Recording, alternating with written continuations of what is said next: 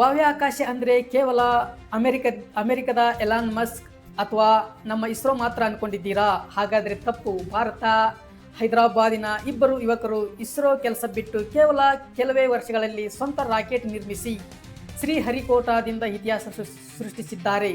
ಅದು ಹೇಗೆ ಸಾಧ್ಯವಾಯಿತು ಗೊತ್ತಾ ಸ್ನೇಹಿತರೆ? ಭಾರತದ ಬಾಹ್ಯಾಕಾಶ ಇತಿಹಾಸದಲ್ಲಿ ಸುವರ್ಣಾವಕಾಶದಲ್ಲಿ ಬರೆದಿಡುವಂತಹ ಘಟನೆ ನಡೆದಿದೆ. ಇಷ್ಟು ದಿನ ಬಾಹ್ಯಾಕಾಶ ರಂಗದಲ್ಲಿ ಇಸ್ರೋ ಮಾತ್ರ ದೇಶದ ಹೆಸರು ಎತ್ತಿ ಹಿಡಿಯುತ್ತಿತ್ತು. ಆದರೆ ಈಗ ಈ ಇತಿಹಾಸದಲ್ಲೇ ರಾಕೆಟ್ ಆರ್ಬಿಟಲ್ ಅನ್ನು ಯಶಸ್ವಿಯಾಗಿ ಉಡಾವಣೆ ಮಾಡಿದೆ.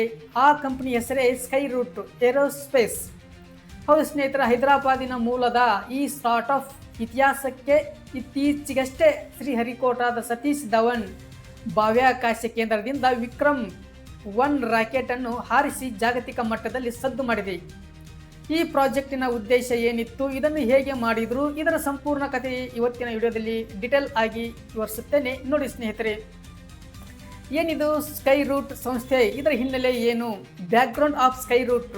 ಮೊದಲು ನಾವು ಸ್ಕೈರೂಟ್ ಏರೋಸ್ಪೇಸ್ ಸಂಸ್ಥೆ ಹುಟ್ಟಿದ್ದು ಹೇಗೆ ಅಂತ ತಿಳಿಯಬೇಕು. 2018ರಲ್ಲಿ ಪವನ್ ಕುಮಾರ್ ಚಂದನ ಮತ್ತು ನಾಗಾ ಭರತ್ ಢಾಕಾ ಎಂಬ ಇಬ್ಬರು ಮಾಜಿ ಇಸ್ರೋ ವಿಜ್ಞಾನಿಗಳು ತಮ್ಮ ಸರ್ಕಾರಿ ಕೆಲಸಕ್ಕೆ ರಾಜೀನಾಮೆ ನೀಡಿ ಈ ಕಂಪನಿಯನ್ನು ಆರಂಭಿಸುತ್ತಾರೆ.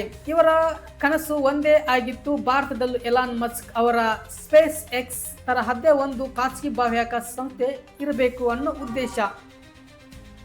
ಸ್ನೇಹಿತರೆ, ಅರ್ಥವಾಯಿತು ಅನಿಸುತ್ತೆ ಇವಾಗ ನಿಮಗೆ. 2026ರಲ್ಲಿ ವಿಕ್ರಮ್-S ಎಂಬ ಸಣ್ಣ ರಾಕೆಟ್ ಅನ್ನು ಪರೀಕ್ಷಾರ್ಥವಾಗಿ ಹಾರಿಸಿದರು. ಆದರೆ ಅದು ಕೇವಲ ಸಬ್ ಆರ್ಬಿಟಲ್ ಆಗಿತ್ತು, ಅಂದರೆ ಬಾಹ್ಯಾಕಾಶದಿಂದ ಗಡಿ ಮುಟ್ಟಿ ವಾಪಸ್ ಬರುವುದು. ಆದರೆ ಈಗ ಹಾರಿಸಿದ ವಿಕ್ರಮ್-1 ನಿಜವಾದ ಗೇಮ್ ಚೇಂಜರ್. ಇದು ಉಪಗ್ರಹಗಳನ್ನು ನೇರವಾಗಿ ಭೂಮಿಯ ಕಕ್ಷೆಗೆ ತಲುಪಿಸುವಂಥ ಸಾಮರ್ಥ್ಯ ಹೊಂದಿದೆ ಸ್ನೇಹಿತರೆ. ಸ್ನೇಹಿತರೆ, ಮಿಷನ್ ಆಗಮನ ಮತ್ತು ರಾಕೆಟಿನ ಅಸಲಿ ಉದ್ದೇಶ. ಸ್ನೇಹಿತರೆ, ಇಷ್ಟಕ್ಕೂ ಈ ರಾಕೆಟ್ ಹಾರಿಸೋದು ಉದ್ದೇಶ ಏನು ಆದರೂ ಏನಿತ್ತಂದರೆ, ಈ ಮಿಷನ್ಗೆ ಸ್ಕೈರೂಟ್ ಸಂಸ್ಥೆ ಹುಟ್ಟಿದ್ದು ಹೆಸರು ಮಿಷನ್ ಆಗಮನ. ಆದರೆ ಜಾಗತಿಕ ಖಾಸಗಿ ಬಾಹ್ಯಾಕಾಶ ಮಾರುಕಟ್ಟೆಗೆ ಭಾರತದ ಭರ್ಜರಿ ಆಗಮನ ಎಂದರ್ಥ. ಇವರ ಮುಖ್ಯ ಉದ್ದೇಶ, ಇವರ 3 ಉದ್ದೇಶಗಳಿದ್ದು, ಇದರಲ್ಲಿ ಕಡಿಮೆ ವೆಚ್ಚದಲ್ಲಿ ಸಣ್ಣ ಉಪಗ್ರಹಗಳನ್ನು ಉಡಾವಣೆ ಮಾಡಬೇಕಿತ್ತೆಂಬ. ಒಂದನೇದ್ದು ನೋಡಿ ಸ್ನೇಹಿತರೆ, ಇವತ್ತಿನ ಜಗತ್ತಿನಾದ್ಯಂತ ಇಂಟರ್ನೆಟ್ ಮಾಪಿಂಗ್ ಮತ್ತು ಕಮ್ಯುನಿಕೇಷನ್ ಸಣ್ಣ ಉಪಗ್ರಹಗಳನ್ನು ಸ್ಮಾಲ್ ಸ್ಯಾಟಲೈಟ್ ಬೇಡಿಕೆ ಸಿಕ್ಕಾಪಟ್ಟೆ ಇದೆ.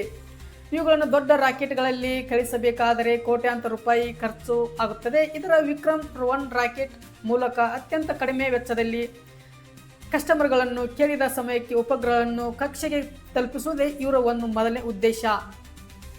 ಎರಡನೇ ತಂತ್ರಜ್ಞಾನ ಇವ್ರದ್ದು ನೋಡುವುದಾದರೆ ಸ್ನೇಹಿತರೆ, ತಂತ್ರಜ್ಞಾನ ಸಾಮರ್ಥ್ಯ ಪ್ರದರ್ಶನ. ಖಾಸಗಿ ಕಂಪನಿಯಾದರೂ ನಾವು ಜಾಗತಿಕ ಮಟ್ಟದ ರಾಕೆಟ್ ನಿರ್ಮಿಸಬಲ್ಲೆವು ಎಂದು ಜಗತ್ತಿಗೆ ಸಾಬೀತುಪಡಿಸುವುದು ಎರಡನೇ ಇವರ ಉದ್ದೇಶ.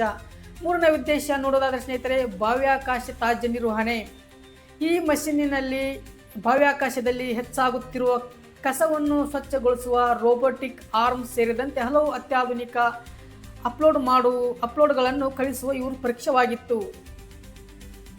ವಿಕ್ರಮ್ ರಾಕೆಟ್ ತಾಂತ್ರಿಕ ರಹಸ್ಯಗಳು, ಟೆಕ್ನಿಕಲ್ ಸ್ಪೆಸಿಫಿಕೇಶನ್.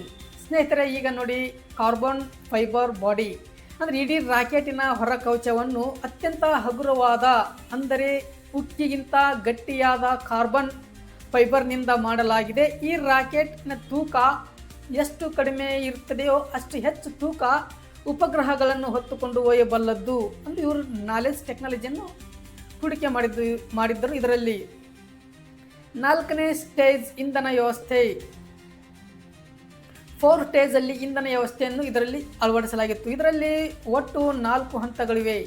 ಮೊದಲ 3 ಹಂತಗಳಲ್ಲಿ ಸಾಲಿಡ್ ಫಯಲ್ ಅಂದರೆ ಘನ ಇಂಧನ ಬಳಸಲಾಗಿತ್ತು. ಕೊನೆಯ ಹಂತದಲ್ಲಿ ಅತಿ ಹೆಚ್ಚು ನಿಖರತೆಗಾಗಿ ಲಿಕ್ವಿಡ್ ಫ್ಯೂಯಲ್ ದ್ರವ ಇಂಧನ ಬಳಸಲಾಗಿತ್ತು. ಇನ್ನು ನೆಕ್ಸ್ಟ್ ಇದರಲ್ಲಿ 3D ಪ್ರಿಂಟರ್ ಸಹಿತ ಅಳವಡಿಸಲಾಗಿತ್ತು. ಇದರ ಪ್ರಮುಖ ಭಾಗಗಳು 3D ಪ್ರಿಂಟರ್ ತಂತ್ರಜ್ಞಾನ ಬಳಸಿ ತಯಾರಿಸಲಾಗಿದ್ದ. ಇದು ರಾಕೆಟ್ ನಿರ್ಮಾಣ ಸಮಯವನ್ನು ಮತ್ತು ವೆಚ್ಚವನ್ನು ಭಾರಿ ಪ್ರಮಾಣದಲ್ಲಿ ಕಡಿಮೆ ಮಾಡುತ್ತದೆ.